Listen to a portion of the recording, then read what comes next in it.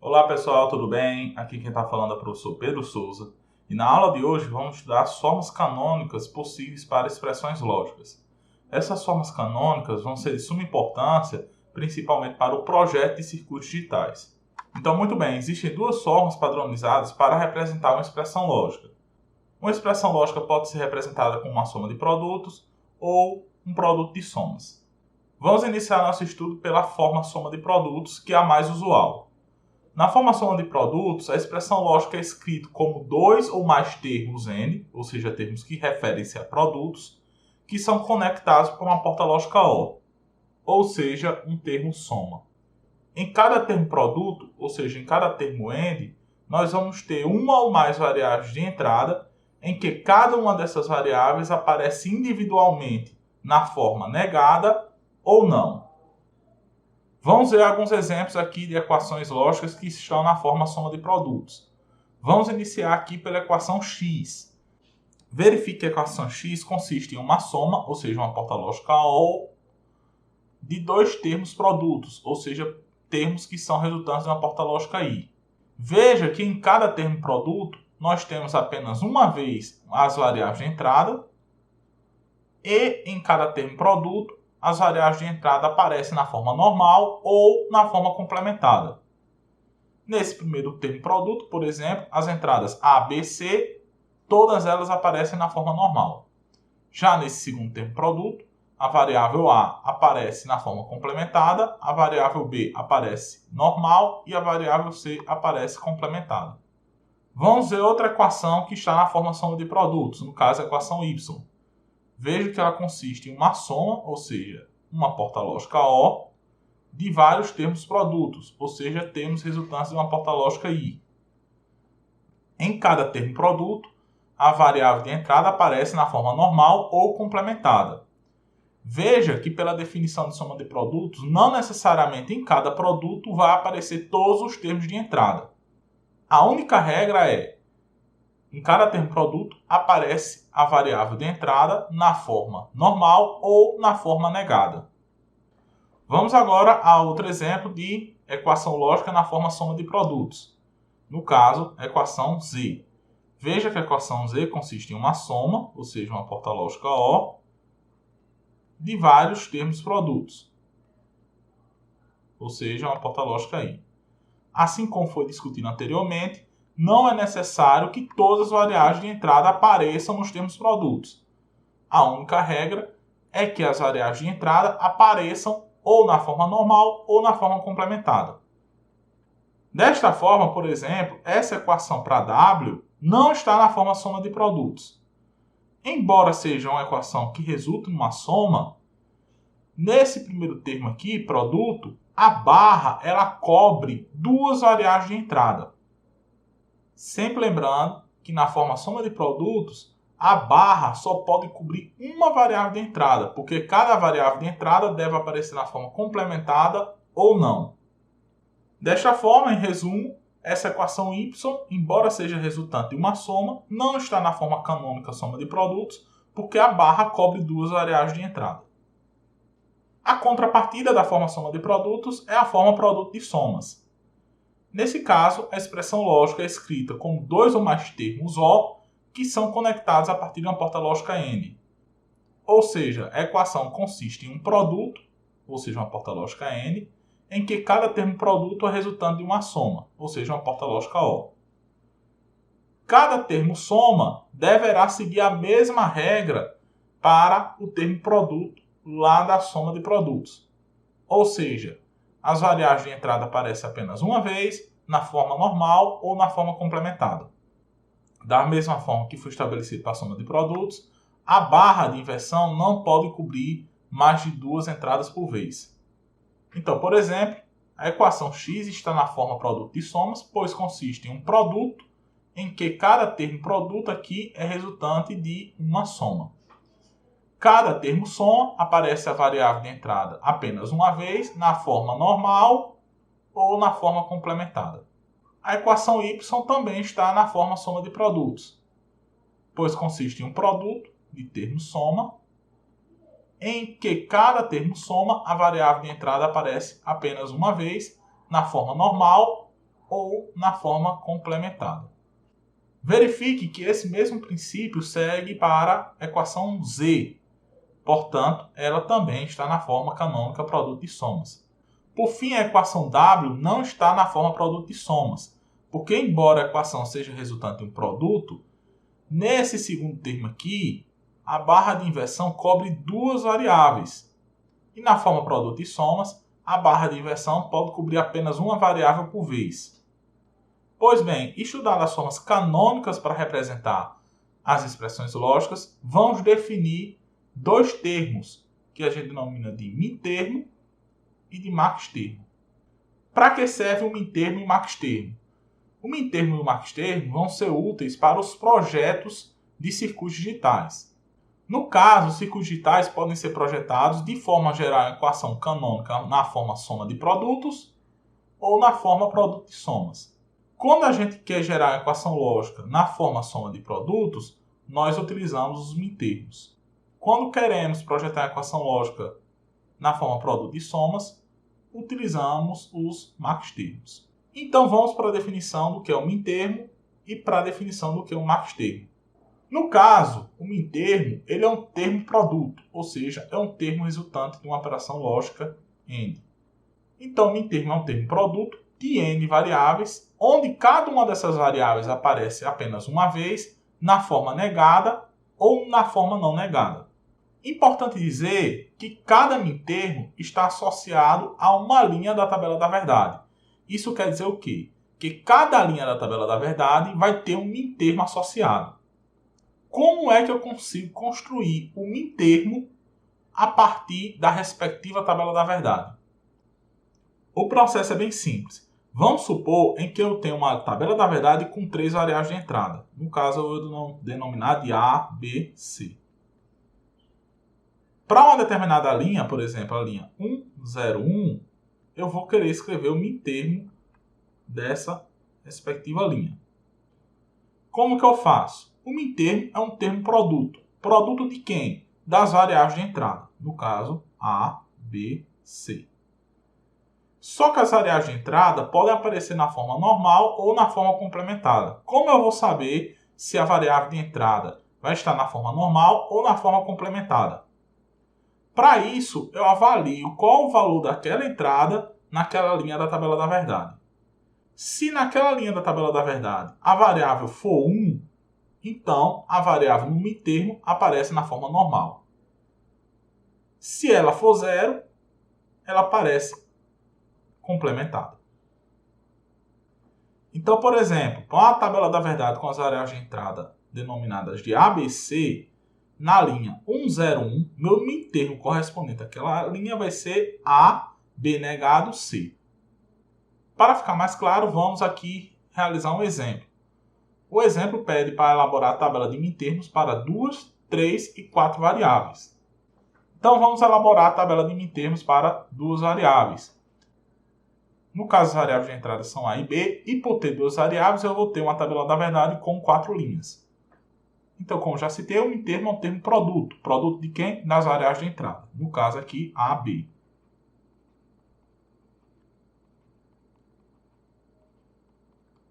Então, eu já vou colocar AB em todos os min-termos.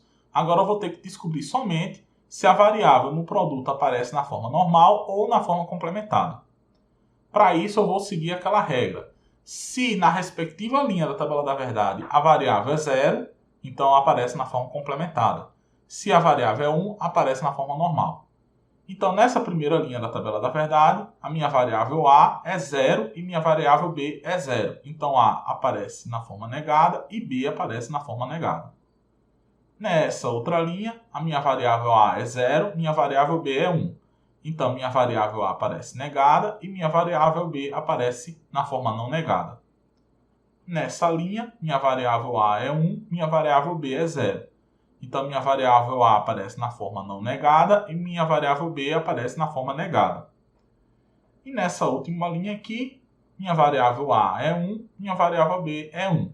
Então, na expressão do min-termo, minha variável A aparece na forma não negada e minha variável B aparece na forma não negada. Então, vamos elaborar a tabela de min-termos para 3 variáveis. No caso, as variáveis são A, B, C. Como eu falei, o mintermo é um termo produto. Se na respectiva linha da tabela da verdade a variável for 0, no produto ele aparece complementado. Se for 1, ele aparece normal. Então, para essa primeira linha aqui, o meu mintermo correspondente é A barrado, B barrado, C barrado. Nessa linha é A barrado, B barrado, C. Nessa linha é A barrado, B, C barrado. E nessa linha é A barrado, B, C. Nesta linha, o mintermo é A, B barrado, C barrado. Nesta linha, o mintermo é A, B barrado, C. Nesta, o mintermo é A, B, C barrado. Na última linha, o mintermo correspondente é A, B, C. Fica aí como exemplo você fazer a tabela de mintermos para 4 variáveis. O mintermo tem uma determinada propriedade que vai ser muito importante para o projeto lógico combinacional. Se a gente encarar o mintermo como uma expressão lógica, aquele mintermo, ou seja, aquela expressão lógica, vai ser alto somente para a linha da tabela da verdade ao qual o mintermo foi escrito e vai ser baixo para todas as outras condições da tabela da verdade. Para exemplificar, vamos supor uma equação lógica em que Z é igual a AB negado. Isso aqui a gente já sabe que corresponde ao mintermo da linha A igual a 1, B igual a 0. Se a gente fizer a tabela da verdade dessa expressão lógica aqui, a única linha da tabela da verdade em que essa saída Z vai ser 1 vai ser justamente a linha em que A é igual a 1 e B é igual a 0. Outra propriedade do mintermo é que toda expressão na forma soma de produtos pode ser escrita como uma soma de mintermos. Então, vamos supor essa equação lógica aqui. A negado BC, ou A, B negado, C negado, ou ABC. Essa equação lógica corresponde a uma soma de mintermos. Uma forma simplificada de representar essa equação aqui é associar somente as linhas da tabela da verdade que correspondem àqueles mintermos. Quando a gente está fazendo essa associação, a primeira linha da tabela da verdade é a linha 0. Então aqui, por exemplo, eu tenho a minha tabela da verdade de 3 variáveis e os mintermos correspondentes.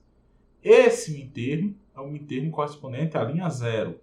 Esse mintermo é o mintermo correspondente à linha 1. Esse é a linha 2, esse é a linha 3 e assim sucessivamente. Esse é a linha 4, esse é a linha 5, esse é a linha 6, esse é a linha 7.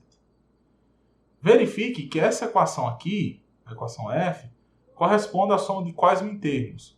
O mintermo da linha 3, o mintermo da linha 4 e o mintermo da linha 7. Para simplificar essa representação, o que fazemos? Colocamos o símbolo somatório para indicar que essa equação está na forma soma de produtos e colocamos nos parênteses as linhas no qual os mintermos são correspondentes. No caso, a linha 3, a linha 4 e a linha 7. Explicado o que é mintermo, vamos agora explicar o que é o maxtermo. O maxtermo, por sua vez, ele é um termo soma. Nesse caso, cada termo da soma aparece uma única vez, na forma negada ou não. Assim como o mintermo, o maxtermo está associado a cada linha da tabela da verdade. Então, para cada linha da tabela da verdade, eu tenho um maxtermo associado. Como é que eu elaboro o maxtermo? Então, vamos supor que eu queira elaborar o maxtermo correspondente à linha da tabela da verdade de 3 variáveis, em que A assume 1, B vale 0 e C vale 1. O maxtermo ele é um termo soma. Então, vai ser A, ou B, ou C. Cada termo da soma aparece na forma normal ou complementada. Como é que eu sei se ele aparece na forma normal ou complementada? Eu avalio o valor da respectiva entrada na linha da tabela da verdade. Se na linha da tabela da verdade a entrada for igual a 1, então a variável aparece complementada. Se ela for igual a 0, aparece na forma normal. Então, o maxtermo dessa linha aqui é A negado B ou C negado. Veja que a regra para determinar se é negado ou não é a oposta ao mintermo. Então não confunda quando for elaborar o maxtermo ou quando for elaborar o mintermo. Como exemplo, pede-se para elaborar a tabela de maxtermo para 2 e 3 variáveis. Então vamos elaborar a tabela maxtermo para 2 variáveis. No caso, o maxtermo é um termo soma. As variáveis de entrada aqui é A e B, então cada maxtermo é um termo soma das variáveis de entrada. Se na respectiva linha da tabela da verdade a variável é 0, a variável aparece no maxtermo na forma normal, e se é igual a 1, a variável lá no maxtermo aparece na forma complementada. Então, nessa linha da tabela da verdade, A é igual a 0, então lá no maxtermo o termo de A aparece na forma normal, e B é igual a 0. Então, lá no maxtermo o termo de B aparece na forma normal. Nessa linha da tabela da verdade, A vale 0, então no maxtermo ele aparece na forma normal, e B vale 1, então lá no maxtermo ele aparece negado. Nessa linha da tabela da verdade, A vale 1, então lá no maxtermo o termo de A aparece negado, e B vale 0, então lá no maxtermo ele aparece normal. E por fim, nessa última linha da tabela da verdade, A vale 1, então lá no maxtermo ele aparece complementado, e B vale 1, então lá no maxtermo ele aparece complementado também. Vamos agora elaborar a tabela de maxtermo para 3 variáveis, no caso denominada ABC. Então, o maxtermo é um termo soma, então vamos colocar essas somas aqui, em que se a variável correspondente é 0, ela no maxtermo aparece na forma normal, se ela for 1, aparece na forma complementada. Então, o maxtermo dessa primeira linha aqui é A na forma normal, ou B ou C. Para essa linha aqui, o maxtermo correspondente é A ou B ou C negado, já que C vale 1. Nessa daqui é A ou B negado ou C, já que B vale 1. Por isso que ele aparece na forma complementada. E para essa daqui é A ou B negado ou C negado, já que B e C valem 1 e por isso aparece na forma complementada. Para essa linha aqui é A negado ou B ou C. Para essa daqui é A negado ou B ou C negado. Para essa é A negado ou B negado ou C. E para a última, o maxtermo correspondente é A negado ou B negado ou C negado. Vamos agora para duas propriedades do maxtermo. A primeira é que a saída do maxtermo, se eu colocar uma expressão lógica, vamos a algumas propriedades para os maxtermos. A primeira propriedade diz: se eu tiver uma equação lógica composta apenas por um maxtermo, então a saída daquela equação lógica vai ser baixo somente para a linha da tabela da verdade correspondente ao maxtermo. E vai ser alto para qualquer outra condição da tabela da verdade. Então vamos supor uma equação lógica do tipo A ou B. Essa equação lógica aqui corresponde ao maxtermo da linha A igual a 0 e B igual a 0. Verifique que somente para a linha em que A for 0 e B for 0 é que a minha saída é 0. Ou seja, somente para a linha correspondente ao maxtermo é que a minha saída Z vai ser 0. Para todas as outras linhas, a saída Z vai ser 1. Outra propriedade do maxtermo é que toda expressão lógica na forma canônica produto de somas pode ser escrita como um produto de maxtermos. Então, essa expressão lógica aqui, verifique que está na forma produto de somas, e cada termo do produto, ele é um maxtermo. Então, a forma simplificada para representar essa expressão consiste em utilizar o operador produtório, para indicar que aquilo ali é um produto de soma, e no parênteses eu indicar os maxtermos correspondentes da tabela da verdade. Então, por exemplo, esse primeiro termo produto corresponde ao maxtermo da linha 0 da tabela da verdade. Esse segundo maxtermo ao marcos-termo da linha 4. E esse é o marcos-termo da linha 7. Então, aqui entre parênteses, eu coloco 0, 4, 7. Ou seja, as linhas correspondentes aos marcos-termos. Então, pessoal, por hoje ficamos por aqui. Na aula de hoje, aprendemos as formas canônicas para as expressões lógicas e a definição do que é um min-termo e o que é um marcos-termo. Na próxima aula, vamos utilizar esses conhecimentos para realizar o projeto de circuitos combinacionais.